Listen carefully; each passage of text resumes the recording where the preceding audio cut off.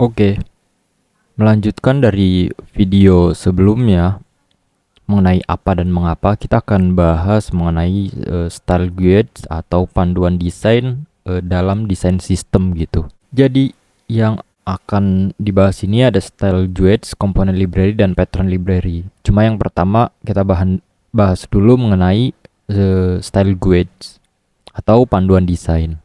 Style guides atau panduan desain dia berisi yang pertama, dia itu adalah implementation dari guidelines, kemudian visual reference, kemudian ada juga design principles-nya gitu.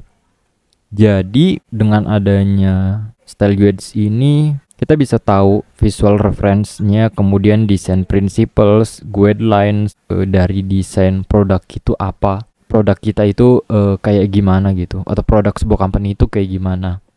Nah, di dalam style guides, kalau misalkan lebih detailnya ya, dalam UI UX ini konteksnya pertama itu ada color, kemudian ada juga typography, kemudian ada juga trademark, kemudian ada juga logo. Sebenarnya untuk trademark dan logo ini nggak dibuat di style guides. Kalau dalam UI UX biasanya dia itu udah jadi dulu. Jadi jatuhnya dia itu kayak udah ada gitu.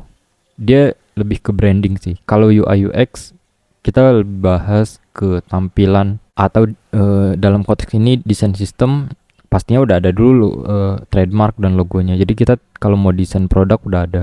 Nah, ini dia contoh dari desain sistem.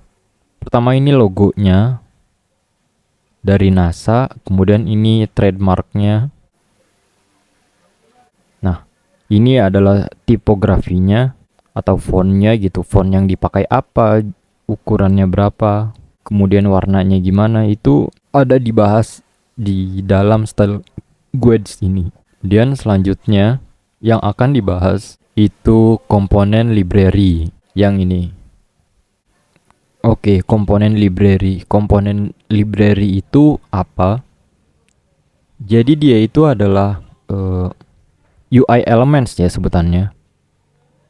Sebutan lainnya. Nah, ini kalau misalkan contohnya dari Carbon Design System, di sini Carbon Design System itu adalah desain sistem yang udah jadi. Ini saya ambil sebagai contoh.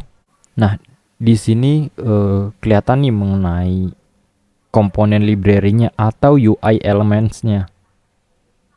Di sini didokumentasiin mengenai date picker. Nah, ini punyanya Carbon Design System. Jadi kalian kalau mau lihat lebih detail bisa searching aja Carbon Design System. Kemudian ini UI elements-nya adalah date picker. Nah, ini komponen name-nya. Nah, kemudian yang ini adalah description dari komponennya itu apa gitu. Jadi fungsinya UI elements ini apa sih fungsinya gitu. Kemudian di sini ada juga bagian attributes-nya si UI element ini apa sih gitu. Jadi kayak jenis-jenisnya. Nah, kemudian kalau misalkan dilihat versi live demonya, di sini kelihatan ini dia adalah UI elemennya gitu. Jadi ini UI element that picker, dimana fungsinya itu untuk input sebuah tanggal. Itu yang disebut UI element atau komponen library. Kemudian next selanjutnya adalah pattern library. Di sini saya masukin contoh desain sistem dari Atlassian. Kalian bisa searching ini Atlassian desain system untuk lebih detailnya. Jadi pattern library adalah kumpulan UI elements atau kumpulan komponen library tadi gitu. Kalau komponen library kan itu satu UI element. Jadi kalau pattern library adalah kumpulan UI elementnya gitu.